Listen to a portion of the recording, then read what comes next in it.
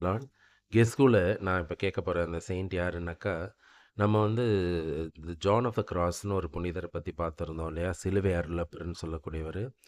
அதே மாரி பேர் கொண்ட ஒருவர். ஆனா அருளப்பர் இல்ல, வேற ஒண்ணு. இவர் பேர் பக்கத்துலயும் சிலுவை வரும். அந்த புனிதர் யாருன்னு கண்டுபிடிங்க.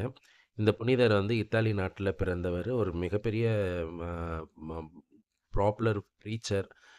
இவர் வந்து ஒரு பெரிய சபைய இது பண்ணியிருக்காரு. இயேசுவோட பாடுகள் மேல அதிக பற்றுள்ளவர். கிட்டத்தட்ட 45 ஆண்டுகள் வந்து அந்த இறைப்பணியில வந்து வாழ்ந்தவரு. இவரோட இவருக்கு வந்து ஒரு 1720ஆம் ஆண்டு ஒரு அன்னை மரியாளின் காட்சி கிடைச்சது. அந்த காட்சிக்கு அப்புறம் வந்து அவரு ஒரு தனி சபைய வந்து தொடங்குறாரு.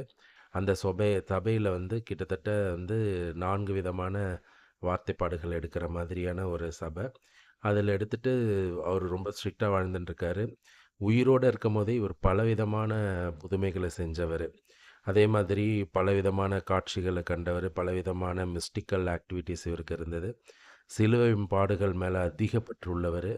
45 ஆண்டுகள் கடவுள் பற்றுல இருந்தாலும், இவரோட வாழ்க்கையில வந்து பலவிதமான ஸ்பிரிச்சுவல் ட்ரைனஸ்ன்னு சொல்லக்கூடிய ஆன்மீகத்தில ஒரு வற்றைய தன்மை இருந்தது. அத வந்து இவரு எப்படி சொல்வாருன்னாக்கா, "என்னோட ஆன்மா வந்து இருண்ட இரலை ராத்திரியை கொண்டுள்ளது" அப்படின்னு சொல்லுவாரு. ஏன்னா, அந்த அளவுக்கு கடவுள்கிட்ட நெருக்கமா இருந்துமே அந்த வெறுமைய அவர் வந்து உணர்ந்தாரு. இன்னும் கடவுள்கிட்ட நெருக்கமாகணும்னு ஃபீல் பண்ணாரு.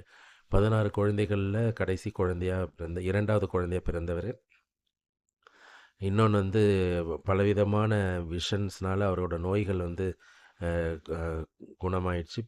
புவர் பீப்பிள்ஸ்க்கு தான் மெயினா ப்ரீச் பண்ணிட்டு இருந்தாரு.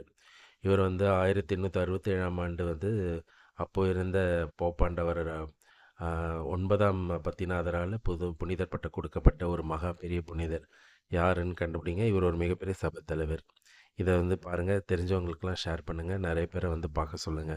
Praise the Lord.